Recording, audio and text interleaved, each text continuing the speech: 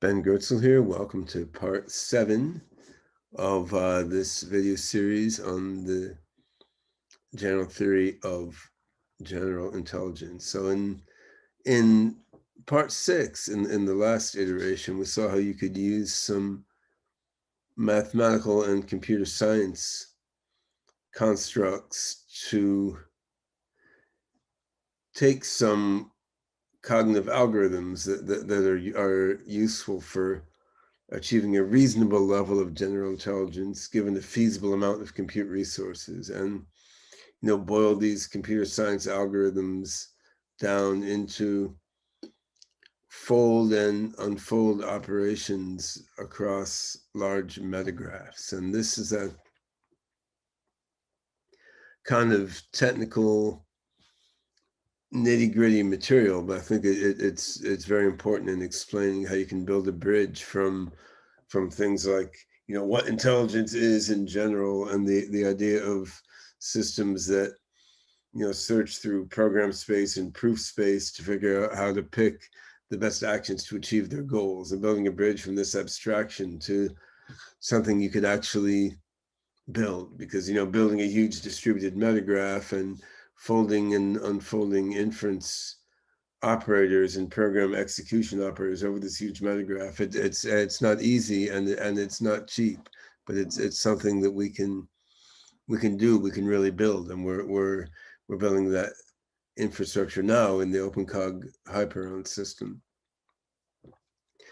All this material from the last talk, the last installment in this series, goes a long way toward getting you from abstract, computationally infeasible approaches to general intelligence towards stuff that can embody the general notions of general intelligence, but you can actually do it. But it doesn't necessarily go far enough. It's still a little too abstract and a little too general. And I think to get to a scheme for really creating a human-like general intelligence on the computers that we have available now, you need to go a little further in terms of specializing what kind of AGI you're trying to build. I mean, ultimately, we want to build something that can recursively improve itself into an incredibly generally intelligent system, massively beyond human intelligence in every way, right? But we want to start with something manifesting human-like types of general intelligence, going beyond humans in whatever ways are naturally afforded by the computational infrastructure, and then let it upgrade itself bit by bit. So what I want to talk about now are what I'm calling critical priors for human-like or human-friendly general intelligence. Like, what is there about the human cognitive architecture that we can use to sort of specialize and refine our approach to general intelligence within the mathematical and computational framework that I talked about in the last lecture. And really, this batch of material,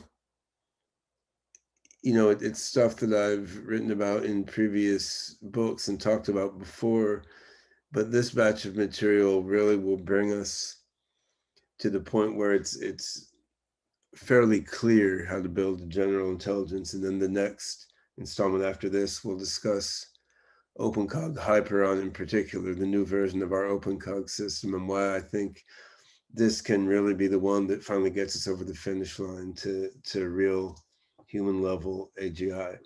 So I want to talk a bit about a concept I had in a paper from, I don't know, might have been about 15 years ago, called the Embodied Communication Prior. Now, Yoshua Bengio, who's probably my favorite of the prominent deep learning researcher, is awesome human being, very deep, innovative, diverse thinker. He had a paper called the Consciousness Prior not too long ago. And what he was pointing out there is that human consciousness in a certain sense. Human consciousness, imposes certain bias on the neural network architectures that you'd want to use for learning. And I think this is certainly a good point. I wouldn't prefer that terminology. I'd rather not introduce the concept of consciousness at that level, because there's a lot of philosophies of what consciousness is. Consciousness is a very, very, very confusing word. I'm going to talk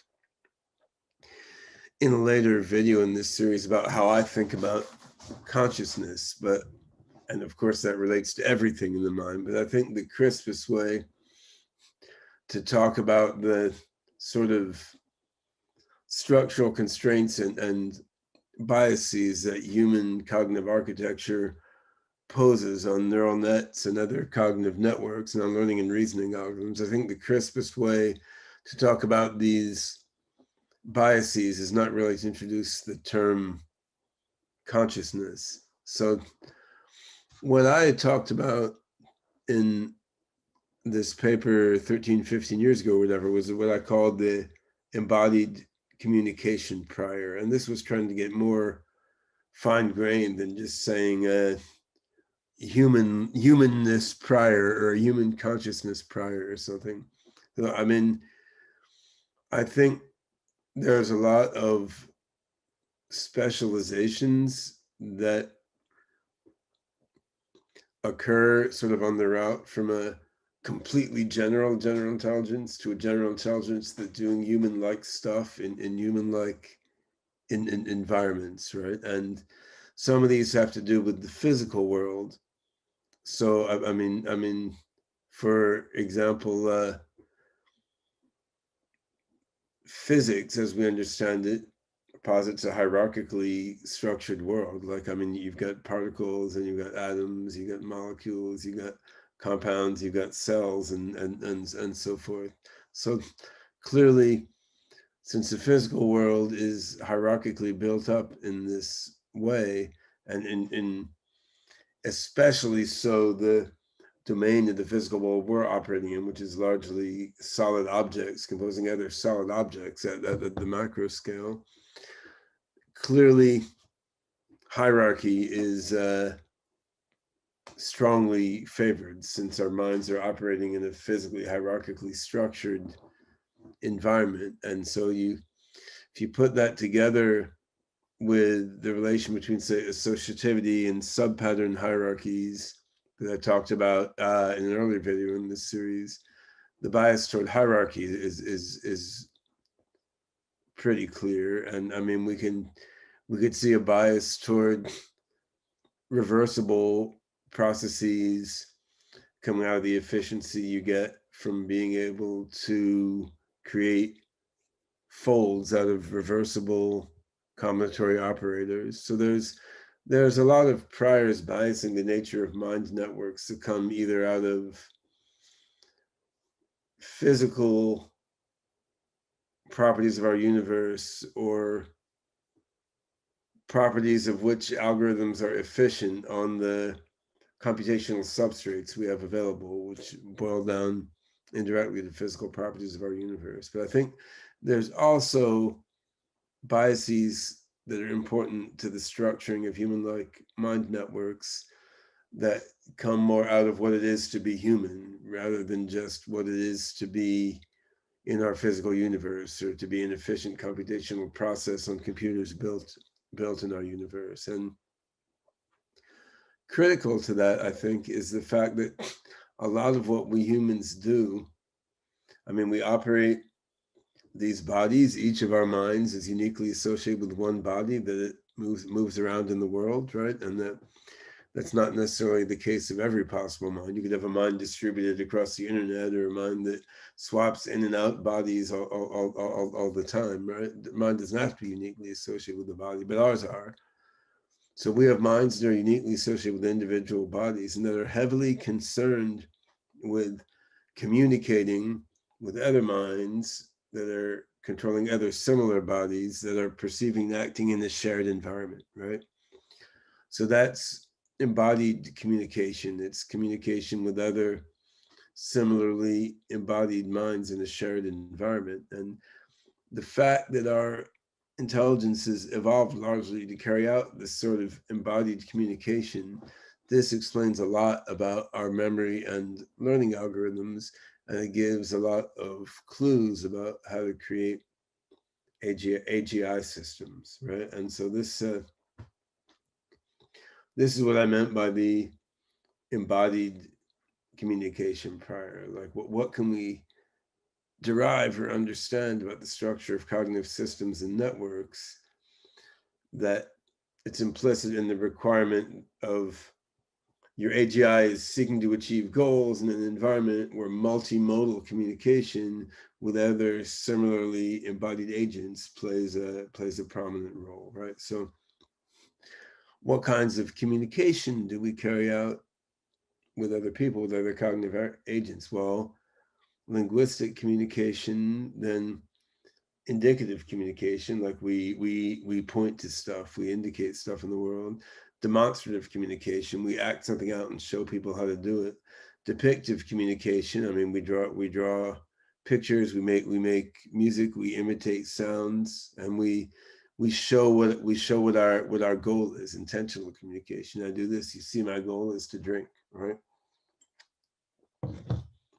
So I would say each of these kinds of communication allies closely with a certain kind of memory.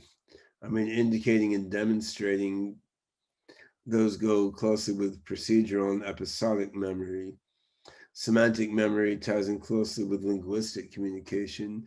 We have particular memory organization for goals, which ties in closely with our communication of goals. This has to do with mirror neurons in the brain, for example. And indicative communication has a lot to do with attention as well. We're trying to direct attention to something, and the observation of what attention others are paying to things, especially to a young child, guides the dynamics of attention flow in the observer's mind. So you can look at types of communication mapping into types of memory, and then these types of memory correspond to particular types of learning. Say declarative semantic memory, which has to do with linguistic communication, ties in naturally with logical reasoning, both crisp and uncertain. Procedural memory, which has to do with demonstrative communication, with acting things out and with pointing things out. Procedural memory ties in naturally with reinforcement learning, with evolutionary learning and related methods, right? I mean, sensory and episodic memory, which also has a lot to do with acting things out, demonstrating and depicting things. I mean, this ties in naturally with hierarchical pattern recognition processes and with the dynamics of activation spreading in associative memory, and communicating goals, which has a lot to do with remembering and organizing goals, has to do with the various cognitive processes for refining and combining goals. So yeah, overall, you can explore some fairly close connections between types of communication, types of memory that cognitive psychologists have identified as critical to human beings, and types of learning that correspond with different types of memory. Because I do think, the human brain has a certain set of networks for declarative semantic knowledge, and as certain specially termed learning mechanisms for declarative semantic knowledge. And it has certain subnetworks specialized for procedural knowledge, then it has certain learning algorithms, certain learning methodologies that are tuned for that procedural knowledge. And it can be the same way in an AGI system, right? I mean, you can have different memory stores that could be represented by different sorts of nodes and links inside a common knowledge metagraph, for example, right? So you could have different memory stores that correspond naturally to different learning or reasoning algorithms. Then you have to talk about interoperation between the different memory stores and the different types of learning algorithms, which is a big thing in the brain and also in the AGI systems. That would bring us to the concept of cognitive synergy that I'll talk about now. So the idea of cognitive synergy really is if you have multiple types of memory in an intelligent system and different types of learning and knowledge update, knowledge maintenance associated with these different types of memory in the system, then you need smooth interoperation between these different learning and memory systems. So in particular, if some learning you're trying to do about a certain type of memory gets stuck and goes slowly, you want to be able to, map those items of memory into items in a different kind of memory store and invoke a different kind of learning to help out. So if you're doing some logical reasoning about some declarative knowledge you have and you get stuck, you want to be able to summon up some procedural or episodic knowledge related to that declarative knowledge,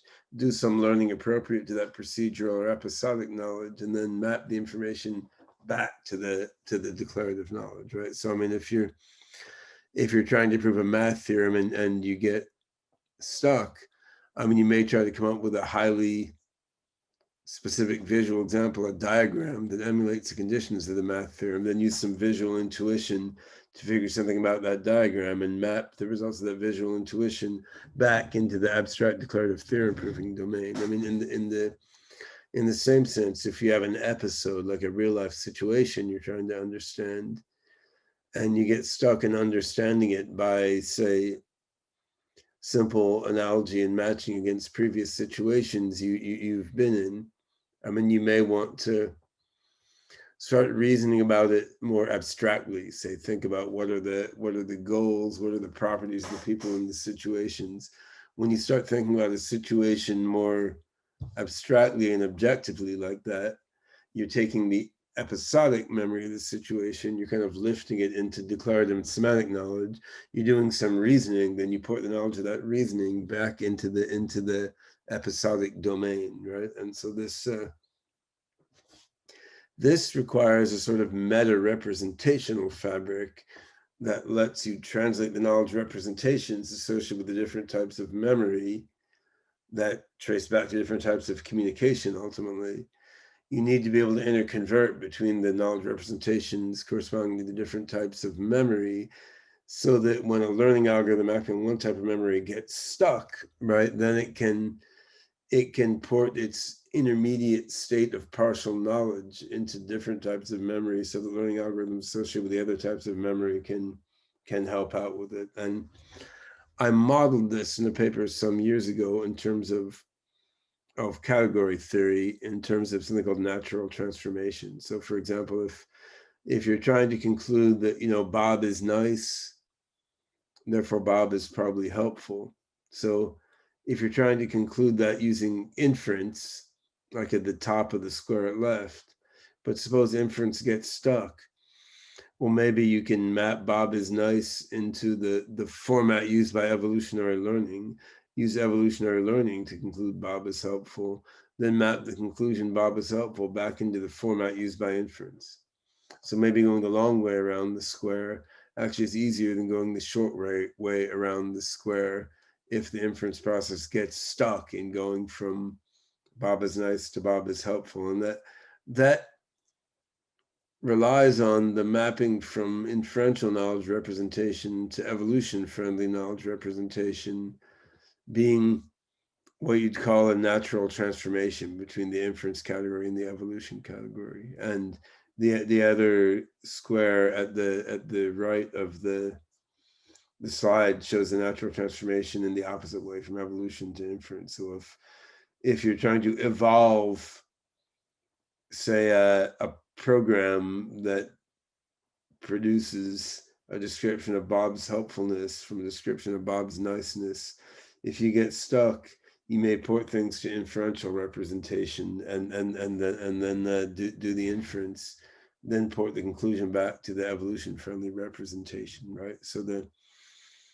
category theoretic notion of natural transformation, which in some ways, the concept of a natural transformation was one of the key reasons that morphisms and functors and the basics of category theory were invented in the first place. this concept of natural transformation lets you formalize the notion of cognitive synergy. And in the paper on the formal theory of cognitive synergy, I take it further than these diagrams. I look at the costs, labeling the different links in the diagram, and actually give a mathematical definition of when cognitive synergy exists in a cognitive system involving multiple cognitive processes, basically meaning that cognitive synergy exists if there's a lot of opportunities to shortcut bottlenecks in what one learning algorithm does by following natural transformations into the representations used by other learning algorithms, right? So that's cashed out in principle anyway in the OpenCog proto-AGI system by having a whole bunch of kinds of knowledge represented in the same common metagraph, the atom space, the collection of nodes and links. So you can represent semantic knowledge, procedural knowledge, sensory motor, episodic, attentional or intentional knowledge in the same atom space knowledge metagraph. And then the learning and reasoning algorithms are represented as different transformations over this metagraph. Now, using a common metagraph, it's not in itself magic. I mean, you have to look at the types on the nodes and links, and you have to have semantically meaningful transformations between the uses of nodes and link types that are made by each of the memory types and corresponding learning processes. But at least the use of this common metagraph for the representations and algorithms involved in all these types of memory, I mean, that gives you a good starting point, right? And my wife, Rei-Ting Lian, and I had a paper. She's a computational linguistics PhD who did her thesis on cognitive dialogue systems using some OpenCog stuff as an example, although she's been on maternity leave for the last few years. She's going to plunge back into it once our latest baby gets a little older. But anyway, we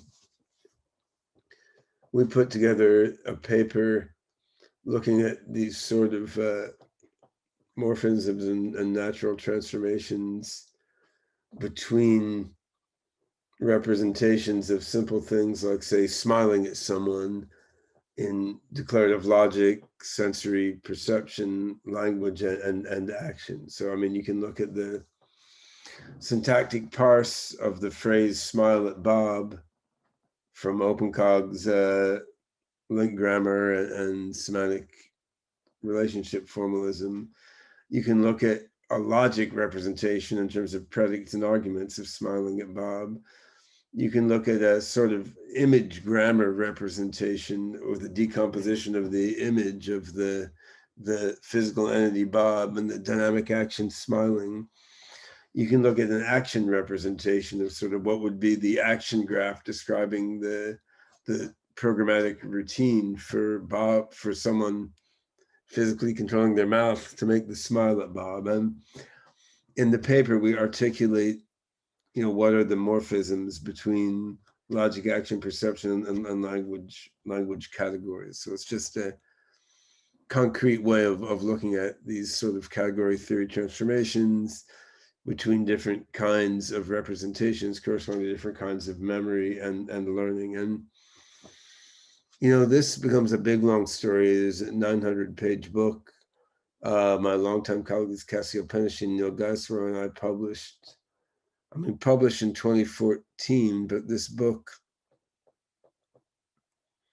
pretty much was in the works really since 99, 2000 or so in different forms. And what we try to explain there, key types of memory needed to make human-like general intelligence, and the key learning algorithms corresponding to these types of memory, and how they all interoperate with each other in a way that would let an AGI system do human-like things. And that story to me hasn't changed too much since we wrote this book. I've thought more since then about the underlying sort of math and computer science, the different representations and algorithms. So I think compared to when we wrote that book,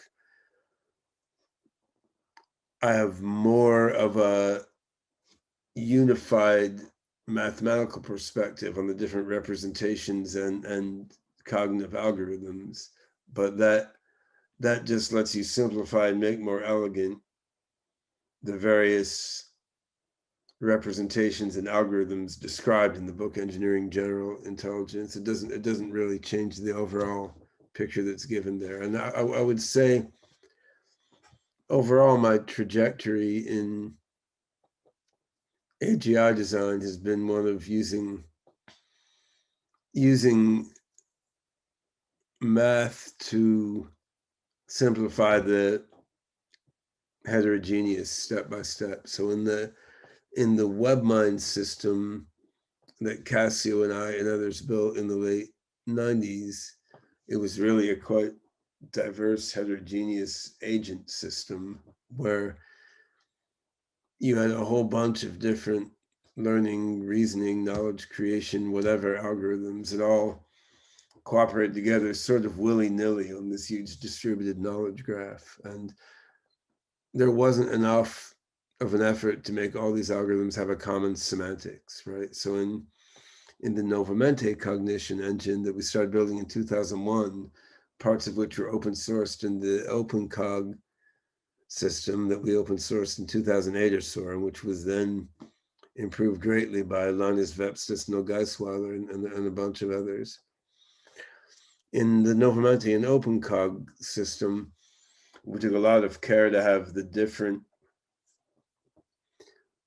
algorithms, learning, reasoning, and concept creation and whatnot algorithms use a shared semantics and updating their common knowledge metagraph. So in WebMind, you had a bunch of agents acting on a common graph, but the semantics was complicated and confused, sometimes collided, sometimes was difficult to unify. In Novamente/OpenCog engine, we had a common sort of probabilistic and combinatory logic-based semantics for all these different algorithms to act on, which helps a lot.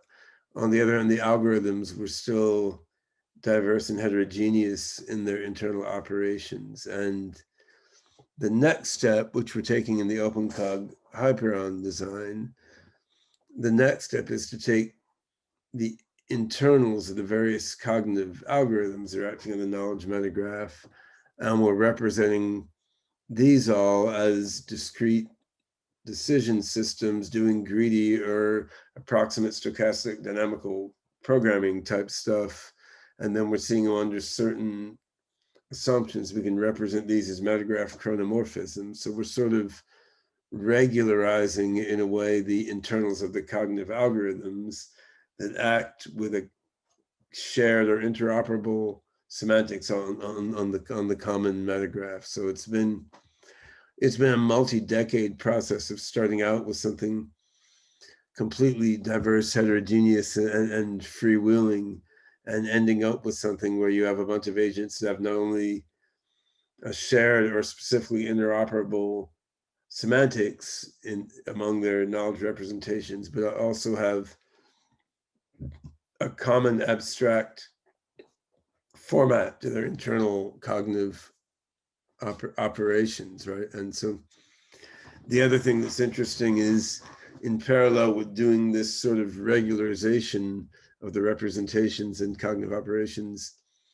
inside the core AGI system that I'm building, I also launched SingularityNet, which is a completely heterogeneous distributed agent system, more heterogeneous than WebMind, but it can be more heterogeneous because the different agents in the SingularityNet network don't need to maintain a common representation, right? They just interact with each other via APIs, which are now described in an abstract AIDSL description language. So I think the way I would now want to achieve the freewheeling heterogeneity that we had in WebMind is at the SingularityNet level. So like within a sort of cognitive island, which is OpenCog Hyperon system, for example. Within a certain cognitive island, you have a bunch of cognitive algorithms that are operating according to a common template approach, according to closely interoperable semantics on a common metagraph, and that close cooperation is needed. On the other hand, that cognitive network, that hyperon cognitive network, can be embedded in a broader network of AI modules that may operate according to totally different methodologies, interacting within the whole singularity net agent network, right? So that's along evolution. This two book series with a very significant waypoint along the path there, and a bunch of what I'm going to talk about now is things that were described here in engineering general intelligence, but I'm going to give a bit of a more modern take on it, I guess. So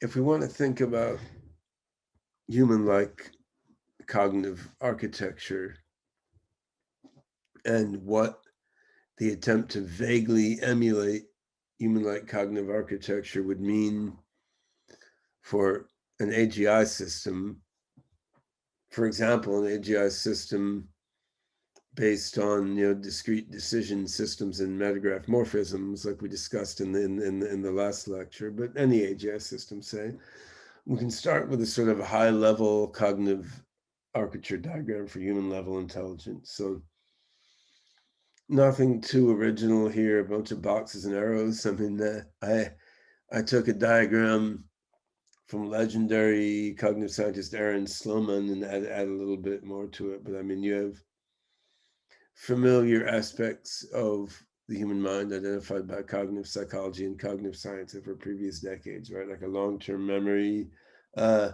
working memory, the ability to react, the ability to deliberate, the ability to do metacognition, choosing actions via motivation, emotion driving the motivations, hierarchies of perceptions and actions feeding into cognition and action selection, the ability to learn via experiential reinforcement. I mean, the ability to model the self.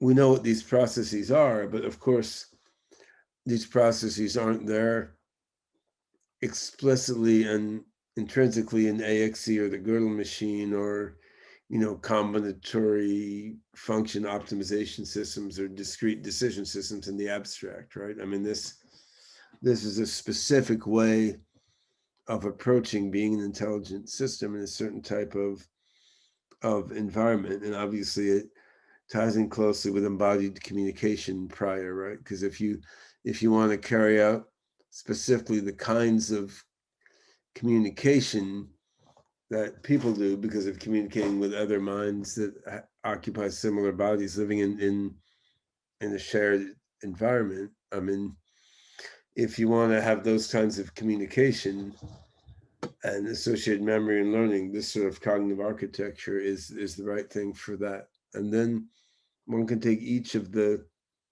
boxes in this diagram and blow it up into another diagram with a bunch of boxes and lines, and we can then look at how each of the boxes and lines in each of these subordinate blow-up diagrams gets realized in terms of discrete decision systems involving reasoning, learning, clustering, pattern mining, reinforcement, and familiar processes like we discussed in the previous talk in this series. So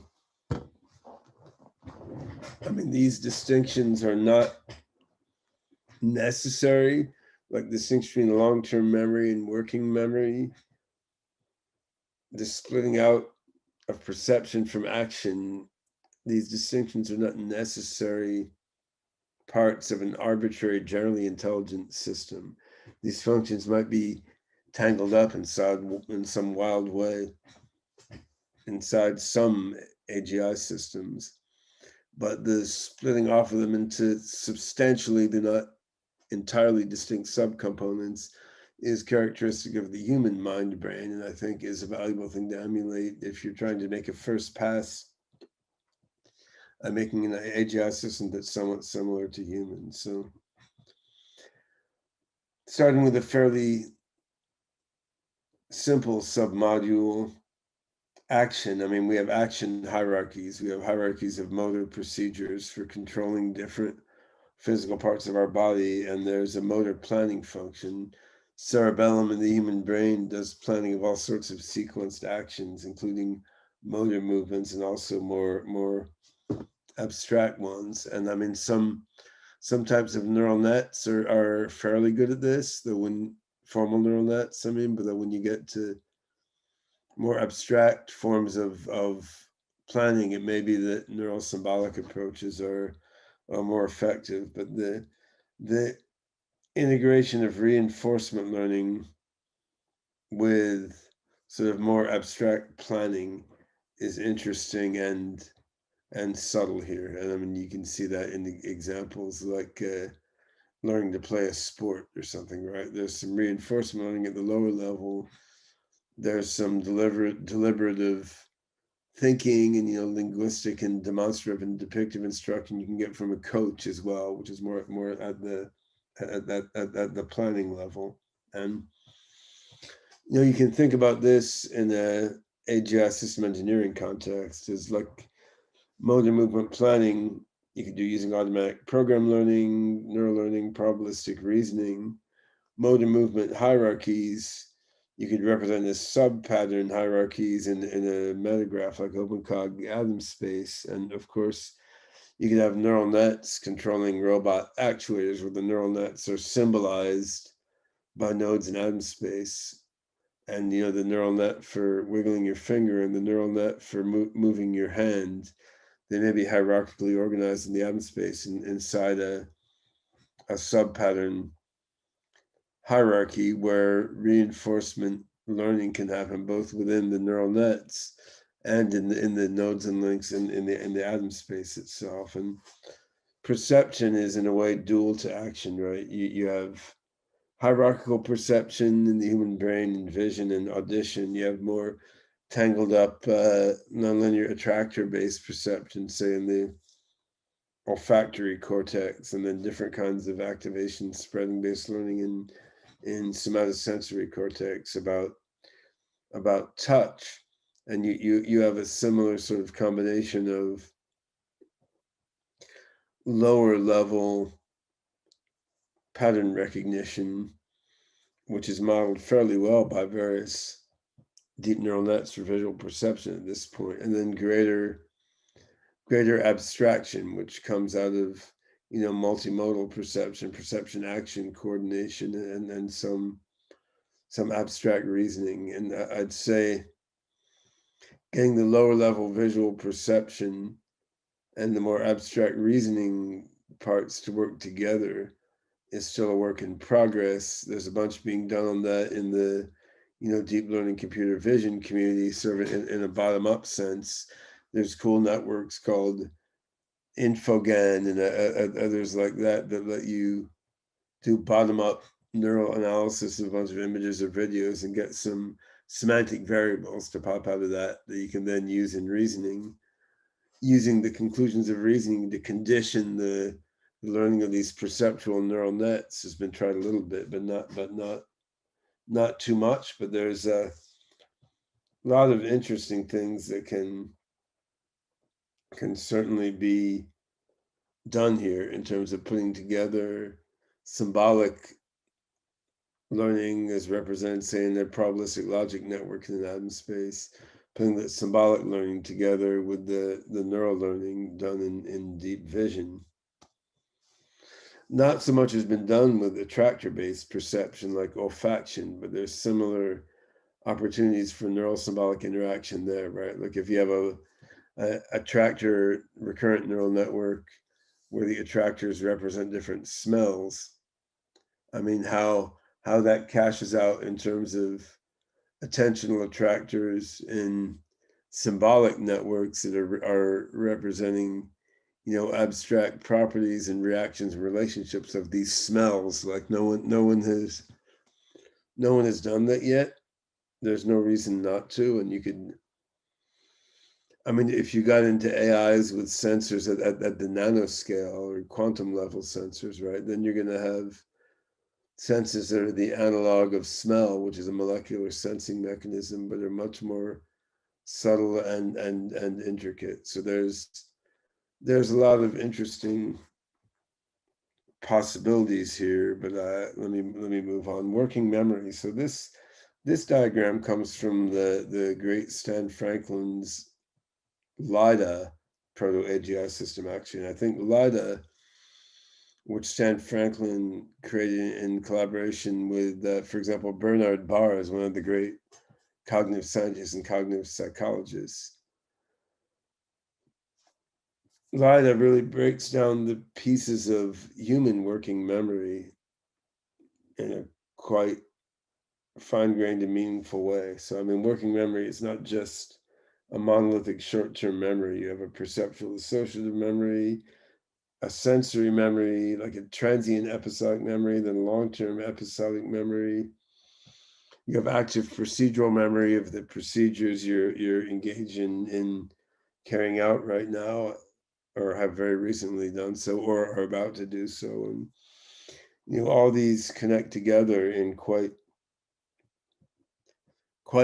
finely tuned ways. And a metagraph like OpenCog Atom Space can represent all these things, but each of these has their own learning dynamics and their own dynamics for amplifying attention and then forgetting things, right? And it's a lot of this is really pretty finely tuned for controlling a physical human-like organism carrying out physical tasks in the everyday world, right? So if you had, say, an AGI system that was vaguely human-like but was doing math theorem proving or biological data analysis, or say controlling a large swarm of robots, it might do all this kind of differently. But we did go through in engineering general intelligence, explaining how each of these aspects of human-like working memory could be implemented in OpenCog Atom Space and could be actioned using importance spreading and probabilistic reasoning and other familiar cognitive processes. A key idea here is the notion of a workspace, which came from Bernard Barr's cognitive science thinking, right? So the notion of the workspace is you could have a local workspace, like a bunch of nodes and links that have a high degree of short-term importance, and they're interlinked, so they're passing short-term importance among each other all the time. Then they're doing work within this local bubble of attention. Or you have the global workspace where the nodes and links that are getting the most attention at a certain point in time, to the highest short-term importance, they're linked to other things in the long-term memory. So you could view them as like broadcasting to the long-term memory by spreading activation or importance to the long-term memory. Then they broadcast their importance to the things they're linked to across chains of links. And then that causes other things from the long-term memory to pop into the focus of attention, right? So this attentional dynamic, maintaining a global workspace comprising the working memory and the pieces of long-term memory that it's continually pulling in. This is very important to the dynamics of human-like minds. I mean, you can implement importance spreading as a greedy, discrete decision system. You can implement it by folding sort of attention spreading processes over the atom space metagraph, but tuning this sort of attention allocation for optimum function is a pretty subtle and interesting thing, which we've experimented with a little bit in the context of using OpenCog systems for controlling, say, the Hanson robots like Sophia. Long-term memory and associated processing is really where I've spent most of my time as an AI theorist. I mean, we have declarative, procedural, episodic, attentional, sensory-motor, intentional aspects to human-like long-term memory and then different kinds of learning, reasoning, and so forth associated with each of these types of long-term memory. And a whole bunch of the engineering general intelligence books are consumed with talking about how these kinds of memory are represented in a common knowledge metagraph with common sort of probabilistic and combinatory logic and term logic-based semantics, and then explaining how these learning and reasoning algorithms work on these different types of memory. So there's a lot there. I've given talks on various pieces of it before. I'm not going to go into all of it now. Like I said, a lot of what I've been working on the last year or two is how to take the various learning and reasoning algorithms associated with the different types of memory and represent them in more of a common format. That's what these Galois connections and morphisms are all about, because the extent that you can represent all these in a common format, then you're gonna have a more likely tractable job of actually implementing your thinking machine without making it into an insane number of lines of code and an insane number of parameters. It becomes impossible to create a way to adjust and tune. So each of these sorts of cognition associated with different aspects of long-term memory in engineering general intelligence, we boil down a story of how you can achieve those using certain cognitive processes. And some of this story has been fleshed out and demonstrated through various computational experiments run in the OpenCog system. Some of these haven't been tried out much yet. So, we have probabilistic logic networks, quite well fleshed out probabilistic reasoning and approach based on experience grounded semantics deal with deliberative reasoning. For procedure learning, you can use neural nets. You can look at Alexei Potapov's cognitive module networks. You can also look at Moses, an algorithm for probabilistic evolutionary program learning algorithms that learns procedures in atom space. You can look at ways to run simulations of worlds, situations that are constrained by probabilistic declarative knowledge learned by a reasoning engine. You can look at association and analogy as probabilistic reasoning functions, which are also very effective for episodic memory. You can do concept blending. You can do pair-consistent logic-based formal concept analysis, tying back with some of the pair-consistent logic stuff I talked about in an earlier talk in this series, as different methods of doing automated concept formation. And you can do metagraph pattern mining. We have a quite sophisticated pattern miner in OpenCog now that can learn abstract patterns involving multiple variables, which are frequent or surprising patterns in a large atom space.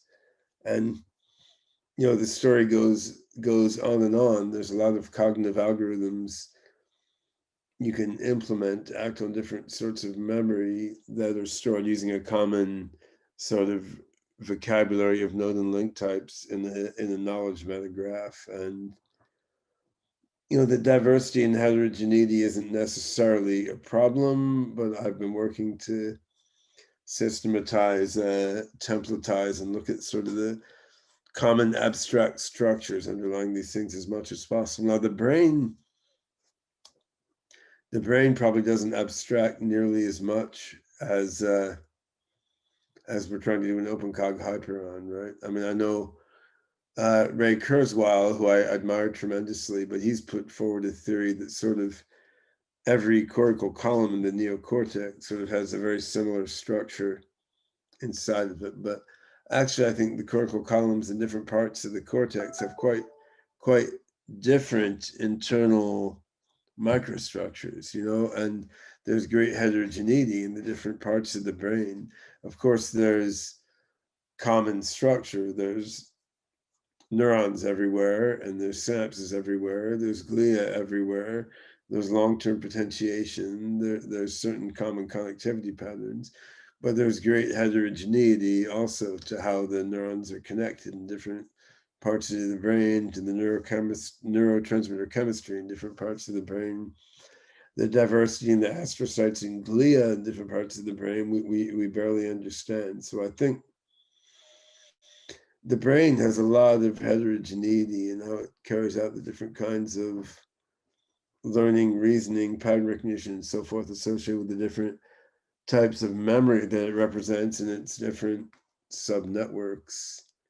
We shouldn't be afraid of having some heterogeneity in our AGI systems as well. On the other hand, to the extent we can use, funky math to abstract and find commonalities, we're going to make our jobs as system designers, engineers, parameter tuners, and debuggers an awful lot easier. Motivation. So Joshua Bach, brilliant AGI theorist, fascinating dude, good friend of mine. He has long viewed motivation as maybe the key aspect of general intelligence, which,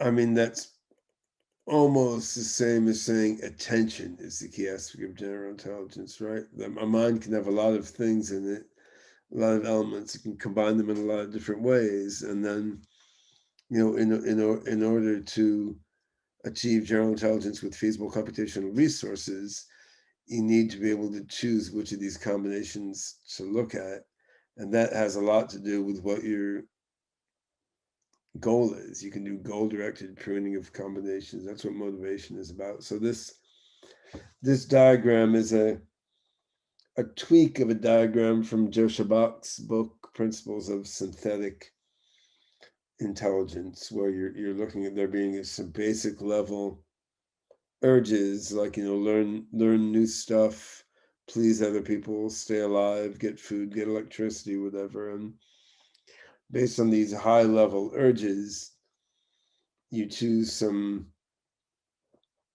particular motives. So, like, say if a high level urge is to learn new things, a particular motive might be, well, learn at least this much stuff every day. If you have a high level urge to eat, then you have a particular motive to keep your, the fullness of your stomach within a certain range. And so then given a set of particular motives based on your high level urges, you will select an action that lets you fulfill the most important motives you have at a certain point in time, and you can carry out planning or reinforcement learning to drive you toward the best procedure for fulfilling that action. So, I mean, there's nothing too weird or profound or unusual here, but this is like the basic control loop that intelligence uses to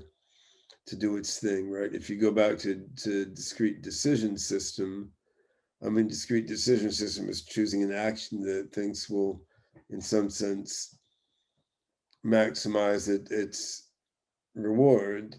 And I mean, this cognitive architecture of human-like motivation gives a little more detail to that process, to how this goal-driven action selection comes about. And I mean, it also exposes the fact that,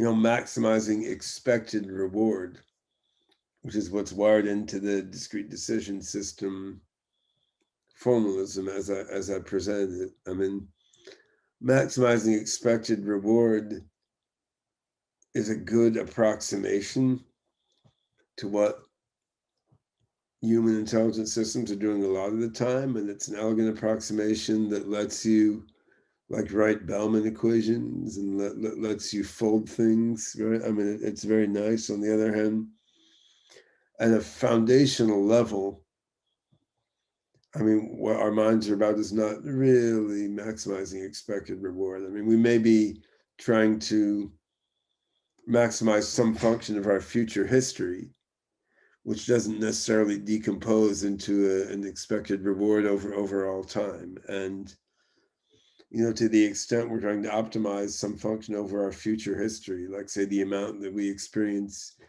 joy, growth, and choice over all of the future. To the extent that we're trying to maximize some function of our whole future history, we may find that hard, so we may provisionally decompose that into some problem of maximizing some expected reward, like the amount of joy, growth, or choice we experience incrementally at each point in time. And by decomposing a broader goal for what the whole future should be like into some problem of the form maximizing expected reward, we are able to come up with more efficient algorithms for getting toward our overall goal.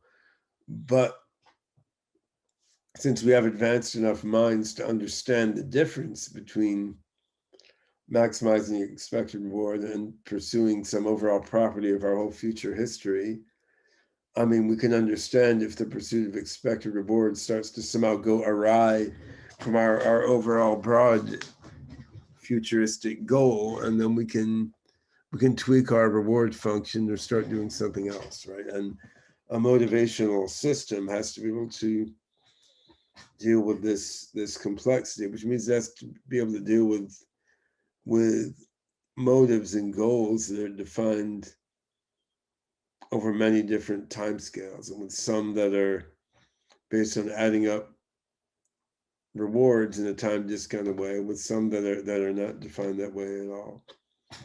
It's important to add also that not everything happening in the general intelligence system needs to be motivated, right? I mean, there's, say, activation spreading isn't driven by motivation. There can be background reasoning and pattern recognition, concept formation that are incredibly instrumental to creativity, which are not driven by any explicit goals or motivations, right? I mean, you could say they're driven at the evolution level by evolution's motivations, but that gets very, very fudgy. So motivation is important. Goal directedness of minds is important. Minds can have multiple top level goals. They can invent new goals. They can delete their old goals, and pursuing goals is an important way of structuring cognitive dynamics, but it's not everything, right? But every aspect of this goal pursuit process can be boiled down to reasoning and learning processes on metagraphs implemented as discrete decision systems and combinatory operation function optimization processes, the sort we discussed before. So one way to think about this is in terms of triads of the form context and procedure implies goal. Like in this perceived context, if I carry out this procedure, I'll achieve this goal with a certain probability, right? So if you have implications like that, then given goals that are highly weighted at a certain point in time, you can observe what your context is at that time, and you can choose what procedure to enact, right? And you can learn implications like this on the fly, or you can do background reasoning and thinking to learn implications like that can then be just fished out and leveraged to choose what to do at a certain point in time. And we've experimented with a bunch with motivation systems like this in OpenCog, going back to Shah-Jamois' PhD thesis in 2011 or so. We use this sort of action selection in OpenCog system now for controlling the Grace humanoid robot, which is being created as an elder care robot, and then executing the procedures selected in this way can also be subtle. I mean, some procedures will be simple motor procedures, you just run them. Some procedures involve more abstract things like, say something to make this person smile, or go across the room past these obstacles. And then carrying out these more abstract actions, I mean, that may involve doing reasoning and a bunch of other cognition in the course of the action selection, right? And I mean, reinforcement learning is a way of updating the probabilities on the implication links in triads. The form, context, and procedure implies goal. Reinforcement learning can work together with probabilistic inference, and evolutionary procedure learning, and learning these sorts of triads, right? So there's a particular organization of learning and reasoning that's implied here by the motivational structure, but the guts of the learning and reasoning can be done by methods like we've been discussing earlier in the context of discrete decision systems. I didn't talk a lot about reinforcement learning earlier, but I talked about dynamic programming, and of course, reinforcement learning methods are approximations of good old Bellman-style dynamic programming. So I mean, RL approximates dynamic programming, probabilistic reasoning can be implemented as a approximate stochastic dynamic programming problem, e.g., according to the COFO formalism. So all these things here can be carried out by the algorithmic mechanisms we described in the previous video. Language processing, I mean, this would be a whole huge story, but we have language comprehension, which is perception-like, language generation, which is action-like, it's a kind of action, then dialogue control, which is, as my wife pointed out in her PhD thesis, that's just thinking, right? I mean, choosing what to say is a special case of choosing what to do, and we humans choose speech acts as part of a general process for choosing acts in general, right? And in our current work in OpenCog, Hyperon, I mean, we're viewing language comprehension as a sort of perception, language generation as a sort of action, and just handling language by the same combination, roughly the same combination of neural and symbolic processes that we want to use for other kinds of perception and action. I mean, this gets nitty-gritty and intricate. We're trying to take some funky shortcuts here, like we have large language models gotten by transformer neural nets, and we're trying to use these large language models as oracles to help, more efficiently train a semantically savvy OpenCog-based representation of language. So there's a lot of funky things you can do here, but in the end, comprehension and generation are perception and action, and dialogue control is a particular case of motivated action, and we're getting deep into this with the current pre-Hyperon OpenCog system right now in the context of a dialogue control architecture we built for the Grace humanoid robot that interleaves symbolic and neural methods for language comprehension and generation. But I mean, in the end, to do dialogue control right, you have to do general purpose cognition right, and it's dialogue really requires combination of all the different types of communication people can do, all the different types of memory people have, and all the different types of learning that people can do. And that summarizes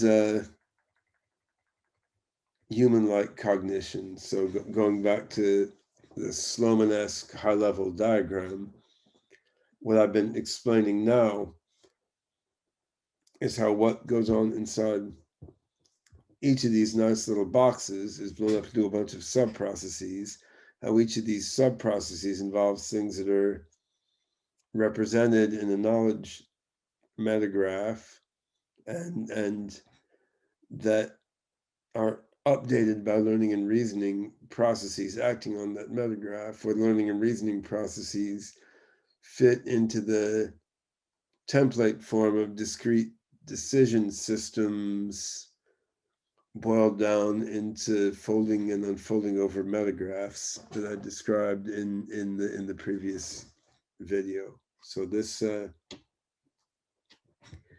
it's an architecture. It's a way of arranging different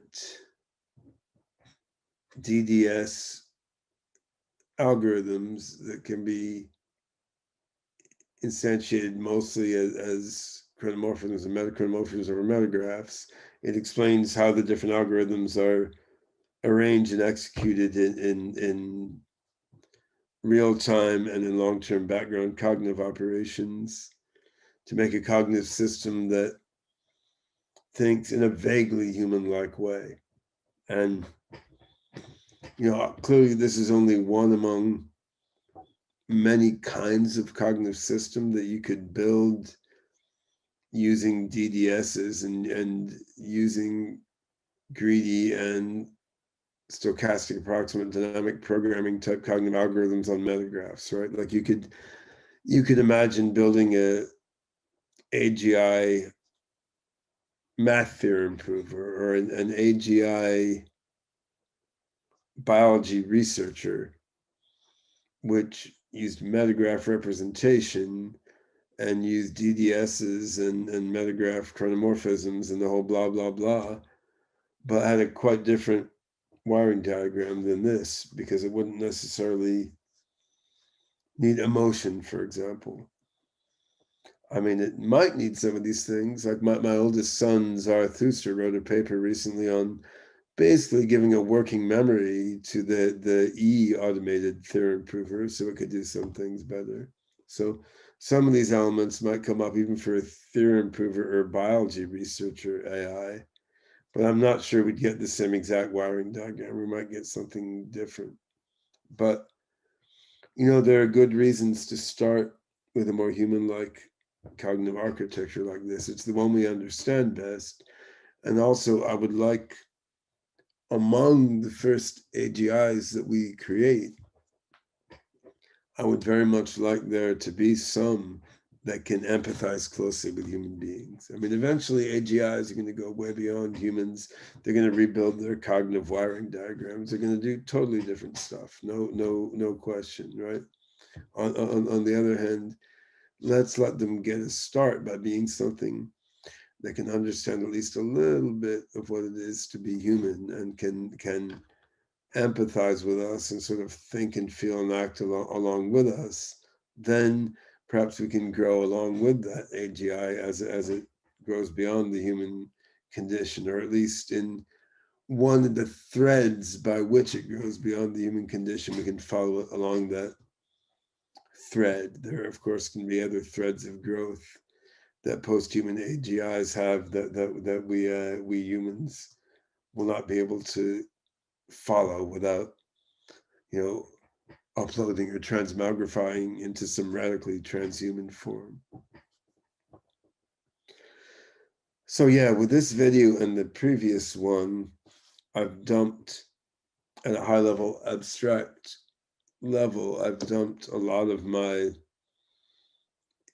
intuition and theory and conclusions from prototyping and system building regarding how to make generally intelligent thinking machines that will be vaguely human-like and will be scalable enough to work on feasible compute resources. And this leads us up to the next video in the series, where I'll talk a bit about the OpenCog Hyperon system, which is a new version of the OpenCog AGI project I've been working on for a while. And I'll explain the basic Hyperon architecture and why I think Hyperon is finally going to be the one of my AGI attempts that gets us over the finish line. I mean, I've been at this a while.